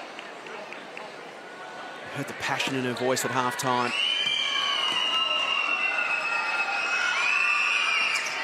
We knew they were going to respond in the second term. Now they've got to do it all over again in the last. 2 minutes to play in the third term. It's Melbourne by 19. Still manageable for Perth. We've seen how they can come back and have to do it all again against a team, Melbourne, that generally are strong finishers. Morrell.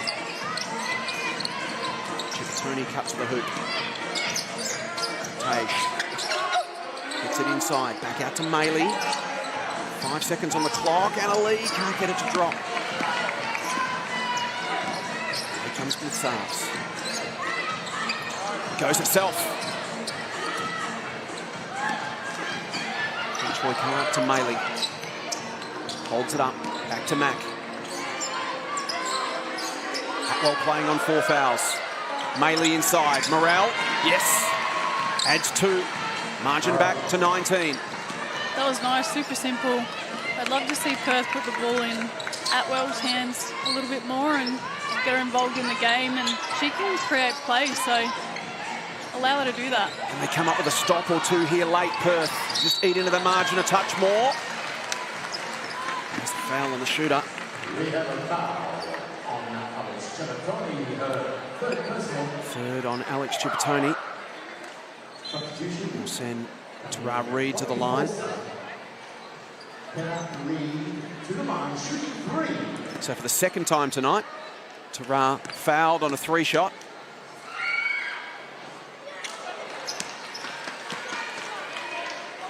Free throw shooting been a bit of a challenge for her this year, coming into the game to 63% on the season. 3 for 4 tonight. Make that 3 for 5.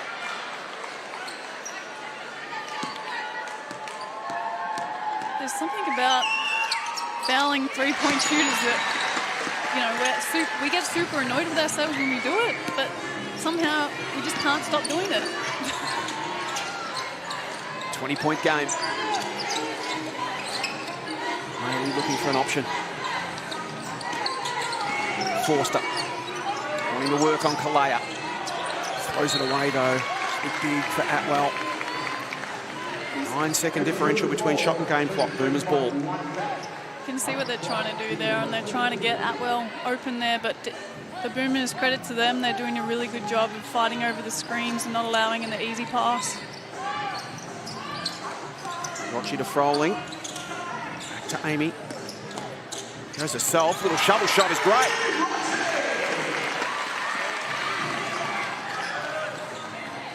So it's 10 points at the half. Melbourne have extended it back out to 22. Final play of the term. Forster. Clears some space and finishes. Where's Jordan Canada? Not out there. This is her territory. And at three-quarter time, the Boomers have got control once again. They led by 24 at quarter time, 10 at the half. It's back out to 20 as we turn for home on ESPN's WNBL Wednesday, thanks to Ford.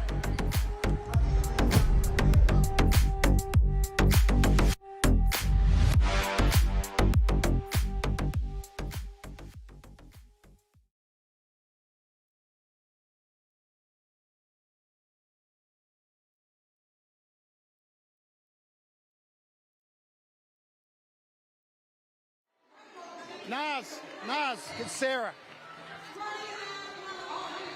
Okay. Sarah, discipline. Really happy with this end. Good shots. Simple. Hannah.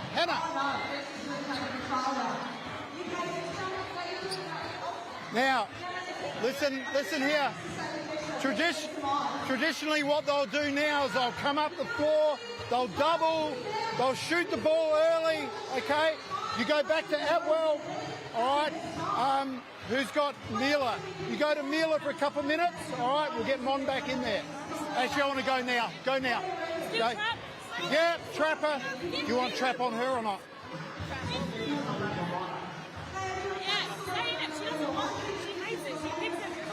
Who's that? Atwell?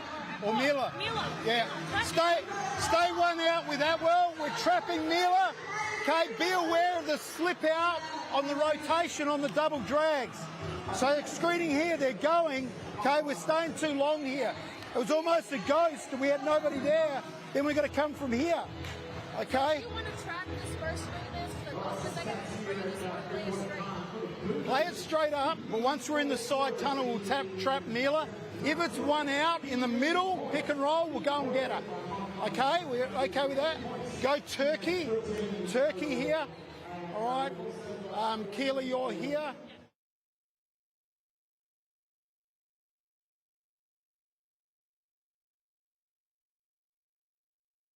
Hi, I'm Amy. And I'm Annalie. And we're here with Lachlan and Zara from Ford Aussie Hoops. Let's go have some fun. Yeah. What was your favourite sport when you were younger? Basketball, obviously. Do you play other sports too? No, just You're a hooper. What's your favourite subject at school, guys? Math, PE. Oh, Math and PE. What's 2 plus 2? 4. What's 2 times 2?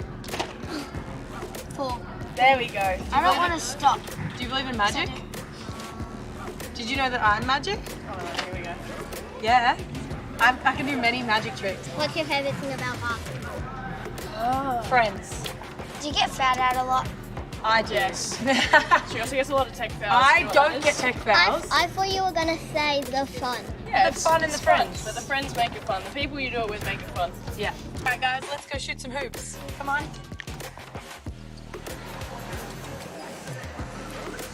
Our thanks to Ford Aussie Hoops. Ford, great supporters of WNBL Wednesdays on ESPN. If you've got youngsters aged 5 to 10 keen to give basketball a shot, then log on and register. They'll be glad you did. Well, what a game, Tessa Levy, for our Wednesday night special. Melbourne by 24 at quarter time. The Lynx fought back to get it within 10 points at the half, and it's back out to 20 in the final term. Following that trend line, here come Perth. Yeah, I'm really excited about this quarter. I think Perth are going to, do what they did in the second, and the game's on. Froling. Boomers will be looking for a good start, and Keely provides it. They want to shut the door on Perth, who'll believe that there's still a chance. On the basis of the second term, they are. If they can get rolling again as the way they did in the second, especially if Atwell could get hot. She's on 4 fouls. She's 2 points for the night, 1 of 4 shooting to the corner. Can they make every post a winner? Morel in good position and one. Tasia's had an impact since she's come into the game. She really has. She's just done the little things really, really well. She's rebounded, been in the right positions, and she gets rewarded with that. Let's head courtside to Megs. You're right, Jace. They think it's doable, and that is the direct quote from their captain, Annalee Maley, at three-quarter time. We can do this. We've got to dig deep. Let's get 3 stops in a row. The message, though, from Ryan Petrick was points from turnovers, and what a damning stat that's been, 28-6. And he said simply, we're down by 20, so that tells the story. Yeah, Monconti and Jordan Canada, 9 steals between them, Megs. The fast break points as well, 23-2 in favour of the Boomers. That's normally a strength of Perth. Canada, Blitzarves, Conti, open again. She's been deadly from long range tonight, Moncon. Up to 17 points, equals her career best, which came against the Flyers on the 3rd of January. As Forster hits the floor, it's been a super night for Monconti in her 100th game for the Boomers. It really has. She's just been open, knocked her shots down, and she's been really pesky on the defensive end, which has also created shots for herself and Canada, getting some steals and then getting some easy layups. 3 for 7 from long range tonight, Monconti. Really found her range in recent games. It was cold there for a little while. It was really fired up in the last few games. Trouble there called, foul call. Here's another look on Forster. Yep. Just cleared out with the left arm. So Monconti came into the game 3 for 7 from 3-point range, compared to 4 for 26 in her previous 3. She's really feeling it tonight, as I say, having a career night. In her 138th game and her 100th for the Boomers. Here she is again. Back to Canada. Formed a 1-2 punch tonight. Jordan draws a foul. So if you're Perth right now, you want to speed the game up, but Boomers are doing a really good job of just controlling the tempo, waiting to get the right shot on the offensive end and not being in a rush. The time is on their side, so as long as they don't get into the running game with Perth, I think they'll be all right. And Amy Atwell, despite her best attempts to get out of the way, has committed her 5th foul, so she is out of the game with 8.5 minutes to play. Just 2 points for Amy tonight on 1 of 4 shooting. Averaging 18 points, 4 rebounds and 2 assists a game this season, being one of the league's most prolific scorers. She's been so impressive this season. The way she just consistently makes contested shots, like they're not contested, is just something that is incredible. And a credit to her and the impact that she's been able to have this season. Just the 4 shots for her tonight. Canada and Reed, stripped away, well played by the Lynx, and Gorman to Maley. The time is now for Perth. A lovely step, gets past Canada. Can she finish? Not quite. It's been that kind of night for Perth. Got themselves some good looks, just haven't been able to make them drop at critical moments. Blitzarves. Conti. Blitzarves to Hillman. Canada in some space. We heard the scout from Petrick.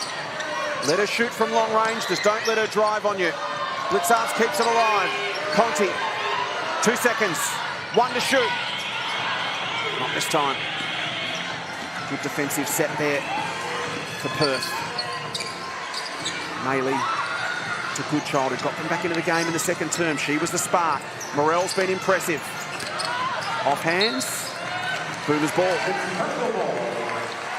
So they've weathered the early minutes here, Tessa, which was always the danger that Perth were going to come out as they did in the second term and build some momentum. So far, the Boomers have been able to manage to prevent that. Yeah, they have.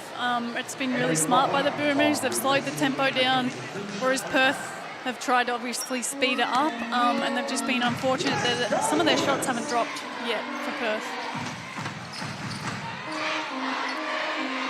Conti to Canada. Loses her footing, tosses it away. They just keep it alive. As we head to Megan. Emily Potter back into the game with 4 fouls to her name, and it's something I spoke to her about before the game as a big coming into the league for the first time, and she said it's something she's had to really work on, adjust, and it's something she's continually trying to improve. And we've been speaking about the Opals going into FIBA qualifying tournament. She'll be representing Canada in Hungary, where Canada play Hungary, Spain and Japan as they battle for a place at the Paris Olympics, and there's 4 familiar names in that Canada team, all imports that have played in the WNBL, headlined by 2-time championship player and Susie Batkovic League MVP Kia Nurse.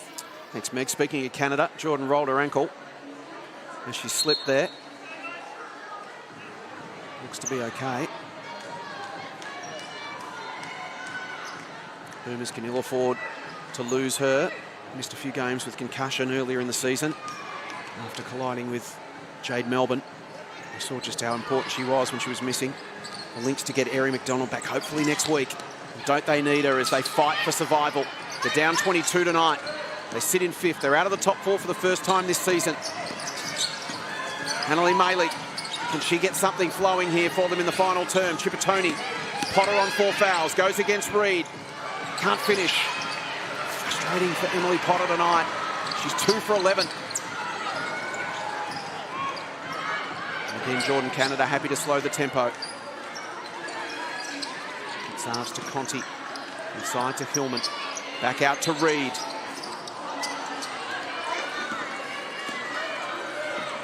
Away comes Annalie. Morel against Hillman. Conti reaches in and just rips it out of her hands. Mon now against Chippertoni. Draws a foul and will go to the line and shoot 2. See ball, get ball from Mon Conti. And a chance to go to the line and put up a career best. She's tied her best of 17 points, which came against the Flyers on January the 3rd. And that pretty much just sums up Mon Conti. A defensive Jack Russell, just yapping around, nipping at your heels, pouncing on anything, and then lightning quick.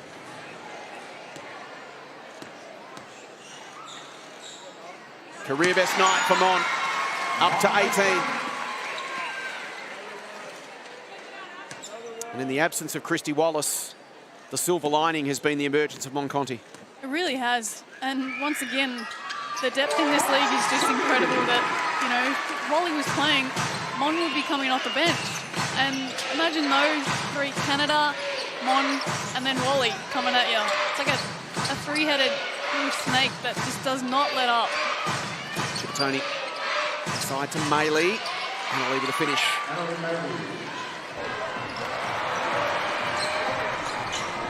Margin at 22 as we hit the 6-minute mark. Millman back to Canada. Blitzarves to Reed on the floor against Hannon. Lost control. Perth ball.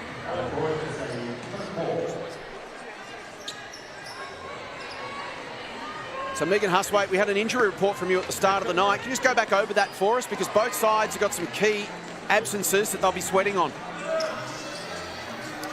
That's right. So Christy Wallace, yet to see her this WNBL season. She's recovering from knee surgery and hopeful to be back before finals.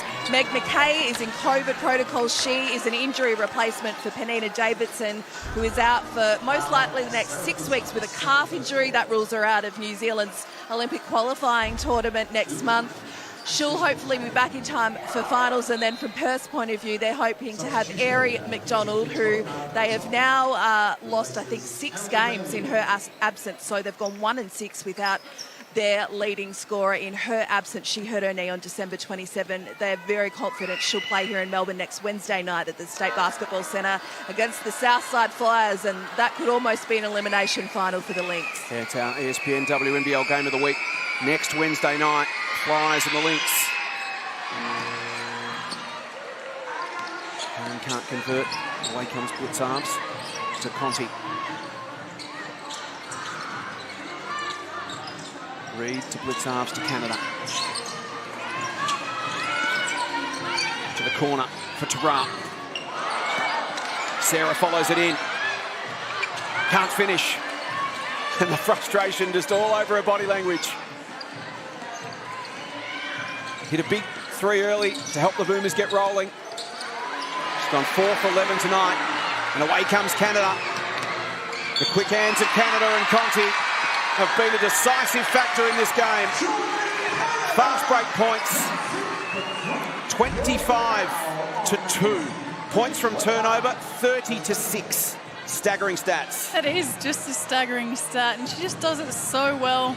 Her body's controlled, she leans in a little bit, can finish and gets the N1.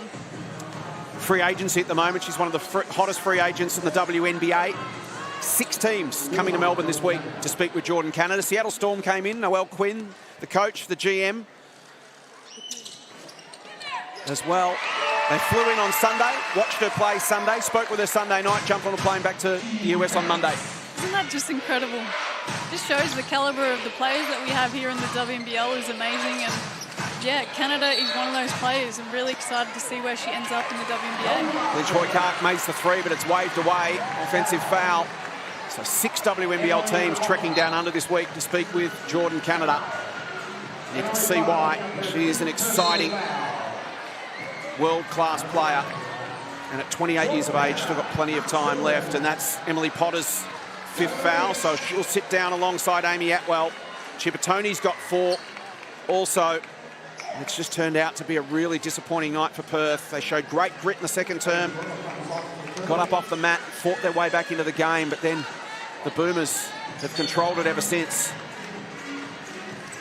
Yeah, it's been a really tough night for Perth. I think the biggest stat that sort of jumps out for me is the turnovers for Perth. It's 21 turnovers and Boomers have 9, so you can't just do that against these teams. They're too good.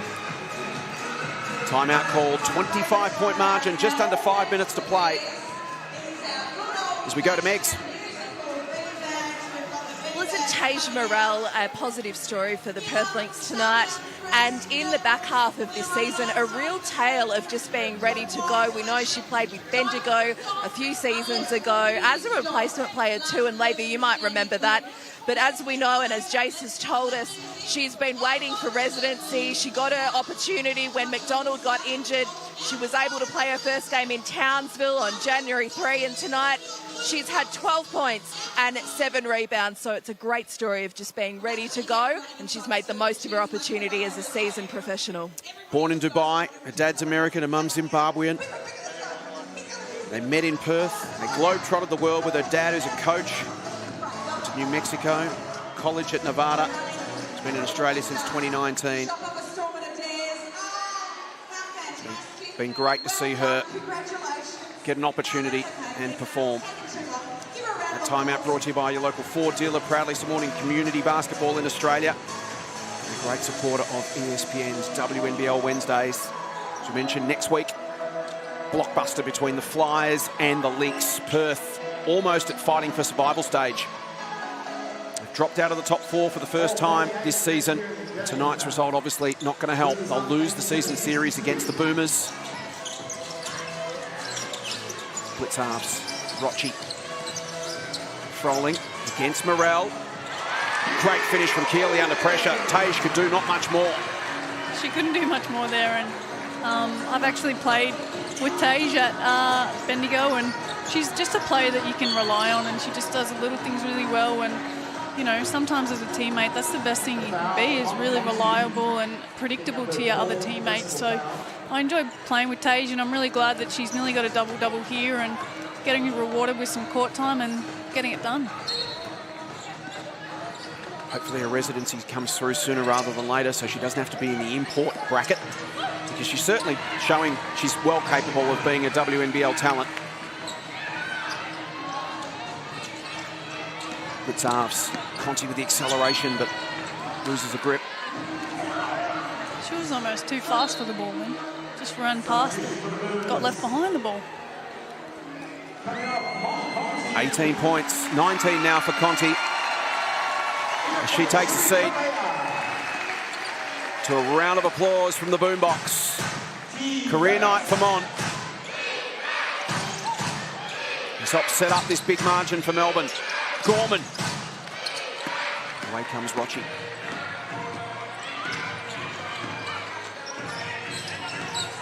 Froling. To Amy. Offensive foul as she tried to clear some space on Forster. They've shared the load beautifully tonight, Melbourne. 19 for Conti, 17 for Canada, 16 for Froling, 15 for Hillman, 11 for Blitzards. That's just about how you draw it up, Tess, sharing the load superbly. Yeah, absolutely. And that's sort of the stat you can sort of look at, and you know teams are playing really well when there's not just one player having 20 or 30 points. Everyone's sharing the load, so it makes it really difficult on the other team to defend because everyone's able to be really aggressive and hit their shots. They set that tone early. Everyone was on the scoreboard early in the first. Here's Reed stepping up for a three. Away comes Clint Hoycard. Everyone got that early touch, got a bit of confidence, and it just flowed. That first quarter was scintillating. Perth's second quarter was just as impressive. Here's Morell again. Not this time, knocked away. Reed comes up with it for Melbourne.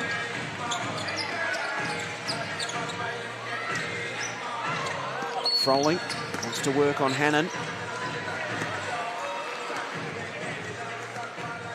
Basket break away, we have a foul on Ashley Hannon.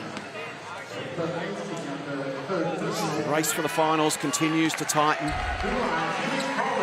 Melbourne got 3 away games to finish their campaign, which given their record is 6-1 on the road compared to 4-6 at home. They're probably happy to get on the road again, Tessa. They've got Bendigo, Adelaide and the Caps to finish. Yeah, they might be excited to get a couple of road trips at the end of the season. And I know when I was playing, I really enjoyed road trips, get to spend some time with the teammates and find out who they are as other people, like not basketballers and what they're interested in, and connect in a different way, which is really fun. Gorman shot won't drop. Melbourne's last 3 games against the bottom 3 teams in the competition. Part of the reason tonight was just so important for them. There's still a chance to make a run at top 2, but tonight was a critical game. Yeah, absolutely. And, you know, just saying that they have 3 games against the bottom 3 is like... Anyone can beat anyone anytime. Exactly right. Like, it's so scary, but... yeah, they've beaten those 3 teams this year. They've also lost to all 3 of them as well. Yeah, it's just a crazy stat. So, yeah, it'd be really exciting to actually see where this ladder ends up by the end of the season. Tara Reid.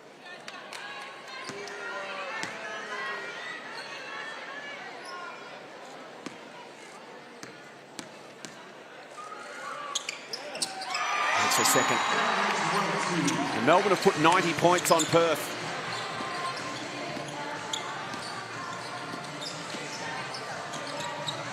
Forster. Nice feed from Hannon. Clinch Hoycard could have gone herself. Foul called. Perth's run home. The Flyers next Wednesday night at State Basketball Centre. They'll go home in between and then head back to Melbourne. Then the FIBA break, and then to finish they've got the Caps and the Spirit. Perth now really at a win and must keep winning stage. Yeah, they are. I think obviously McDonald is expected to come back in, and that's going to be huge for them because that's what they've missed. A point guard that can sort of control the tempo and create her own shots, but create shots for other people as well, and actually put the ball on the deck and collapse the defense, but then get it out again. So looking forward to that, and I think Perth will be too. And at the other end of the floor, an elite defender can cause the same sort of chaos that we've seen Canada and Conti cause tonight. Yeah, exactly. Her speed is just incredible defensively, so I don't think people realise the impact that has on a team, and just being able to know that she's going to be there to help or just to contain the other team's point guard is huge. Lily Rattano into the game. Offensive foul called on the Boomers. How cool is this, seeing the development players for the Boomers get rewarded and get some minutes here. Lily out there for the first time since Jan 13 against the Fire. Sri Kalea, Grace Graham out there, Paige Burrows as well, and Lily Carmody. Meg's great to see some of the youngsters out there getting an opportunity. They put in the same amount of time and work and effort behind the scenes as everyone else. Oh, they so do, and they deserve every acknowledgement that comes their way. Just so lovely to see the big smiles on their faces, and how amazing for them to train alongside a professional, a world star like Jordan Canada. And coming off the bench now, getting their opportunity, just like a little Tessa Lavey did at Bendigo when Christy Harrower had a very rare spell back in the day. Getting nostalgic. Not that long ago, Tessa. It feels like a very, very long time. Oh, my body certainly feels that way anyway. Morel being harassed. Carmody and Graham, and they strip her. And then, well done by Gorman, gets it back. Morel will take on the kids again. Creates a path, and Clinch Hoycard from the corner drains it.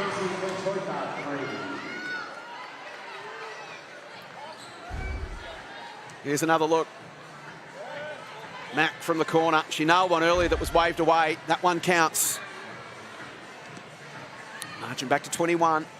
Just over 90 seconds to play.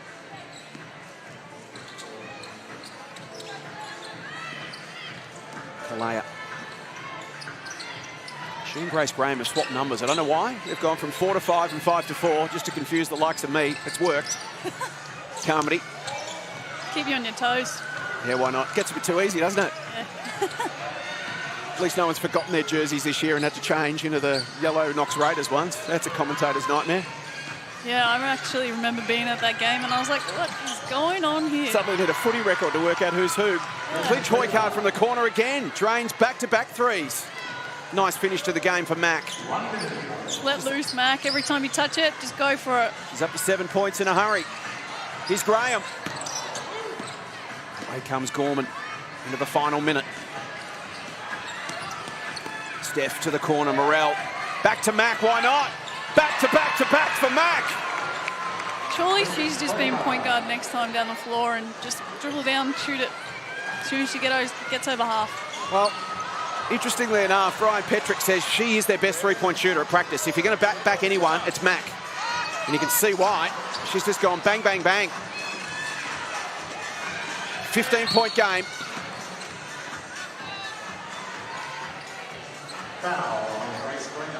Foul on Grace Graham.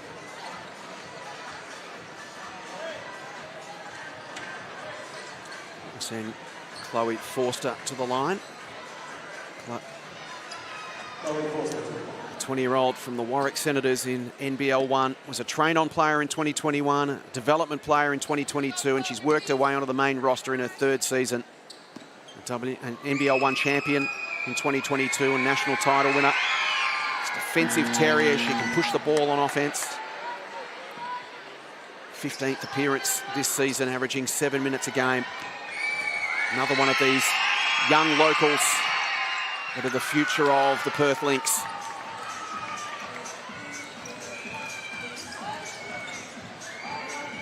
Final offensive play, you'd think, for the Boomers. Paige Burrows to Lily Carmody, both into their second season as development players. Graham to Kalea. Will Cherie get the final shot? She gives it to Grace. Morel comes up with the final board. And it's a critical win for the Melbourne Boomers. They strengthen their grip on third spot. They remain in the hunt for a top 2 finish. And they claim the season series over the Lynx. Melbourne with a big step towards a club record 7th consecutive final series with a 90-76 win at the Boombox. Melbourne now with 6 days to rest up and get ready for a trip to Bendigo next Tuesday night, while the Lynx have 7 days to prepare for another critical clash against the Flyers. That's our WNBL Wednesday blockbuster next Wednesday night. Here's Mon with Megs. A career night for Monique Conti in game 100 for the Melbourne Boomers, a special one, Mon. Yeah, it's a good win. Perth are a great team. We have a really good home crowd last home game of the season, so it's really good to get the dub. How fun is it playing with Jordan Canada? She's awesome. She's such a professional. She can really hoop as well, so very lucky to play under her. You're awesome too. We love seeing you balling out for the Boomers. Go and celebrate with your teammates, and we'll see you very soon. Finals bound, Monique Conti. Go Boom! Thanks to Megan Huswaite. Thanks to Tessa Lavey on behalf of them and their entire production team. Thanks so much for watching. Enjoy an incredible week of WNBL action. We'll see you next Wednesday night. The Flyers and the Lynx on